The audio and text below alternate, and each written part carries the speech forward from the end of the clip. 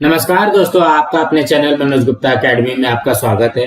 दोस्तों, आज हम कक्षा 8वीं के सामान्य विज्ञान में पाठ 7 धातु अधातु इस पाठ का स्वाध्याय अर्थात प्रश्नोत्तर करने वाले हैं।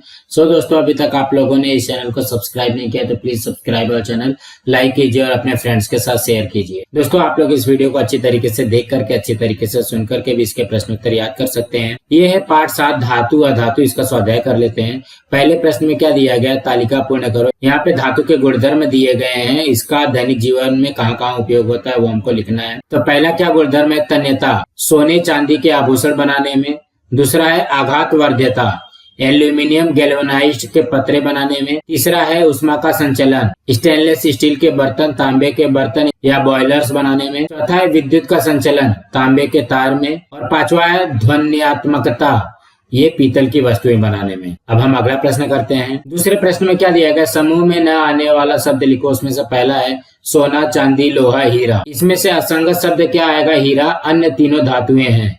अब अगला करते हैं। दूसरे में क्या दिया गया, तन्यता, भंगुरता, ध्वन्यात्मकता, आघात वर्ध्यता। इसमें असंगत आएगा भंगुरता, अन्य गुणधर्म धात्विक गुणधर्म है। अब अगला करते हैं। तीसरे में क्या दिया गया, C carbon, B R bromine, S sulphur और पी फास्फोरस। इसमें असंगत शब्द आएगा ब्रोमीन, बी आर, अन्य तीनों ठोस हैं। अब अगला करते हैं। चौथे में क्या दिया गया, पीतल, कांसा, लोहा, इस्पात। इसमें असंगत आएगा लोहा, अन्य तीनों मिश्र धातुएं हैं। अब अगला प्रश्न करते हैं। तीसरे प्रश्न में क्या दिया गया, वैज्ञानिक कारण लिखो। उसमें से पहला है रसोई घर के स्टेनलेस स्टील के बर्तनों के नीचे के भाग पर तांबे का मुलम्मा चढ़ाया जाता है। इसके उत्तर में आएगा पहला, स्टेनलेस स्टील के बर्तन लोहे और कार्बन, क्रोमियम, निकेल से बनी मिश्र धातु है। दूसरा, तांबे की उष्मा सुचालकता स्टेनलेस स्टील के लोहे की अपेक्षा अधिक होती है। तांबे को शीघ्र तथा एक समान उष्मा मिलती है। भोजन को पकाने के लिए कम समय लगता है, अर्थात ईंधन की बचत होती है। इसलिए रसोई घर के स्टेनलेस स्टील के बर्तनों के नीचे के भाग पर तांबे का मुलम्मा चढ़ाया जाता है। अब अगला करते हैं। दूसरे में क्या दिया गया, तांबे और पीतल के बर्तनों को नींबू से क्यों घिसा जाता है। इसके उत्तर में आएगा पहला, तांबा आर्द्र या नमी युक्त हवा की ऑक्सीजन के साथ अभिक्रिया करके कॉपर ऑक्साइड निर्मित करता है।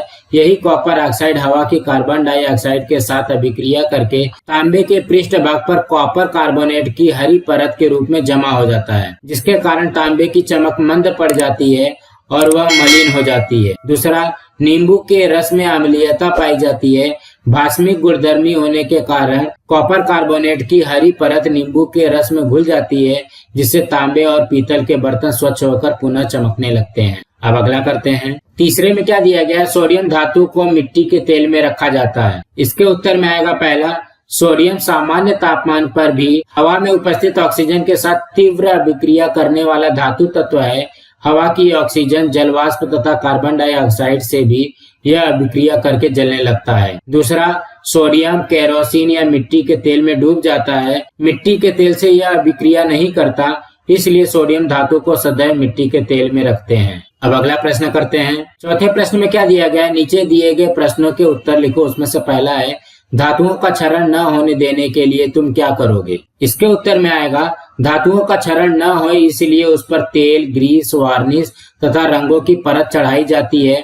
अन्य जंग न लगने वाली धातुओं का मुलम्मा दिया जाता है। लोहे पर जस्ते का मुलम्मा देकर लोहे का क्षरण रोका जा सकता है। इस क्रिया के कारण धातु के पृष्ठभाग का हवा से संपर्क टूट जाता है। फलस्वरूप रासायनिक अभिक्रिया घटित न होने के कारण क्षरण नहीं होता। अब अगला करते हैं। दूसरे में क्या दिया गया, पीतल तथा कांसा ये मिश्र धातुएं किन किन धातुओं से बनी होती हैं। इसके उत्तर में आएगा, पीतल नामक मिश्र धातु तांबे और जस्ते द्वारा बनाई जाती है।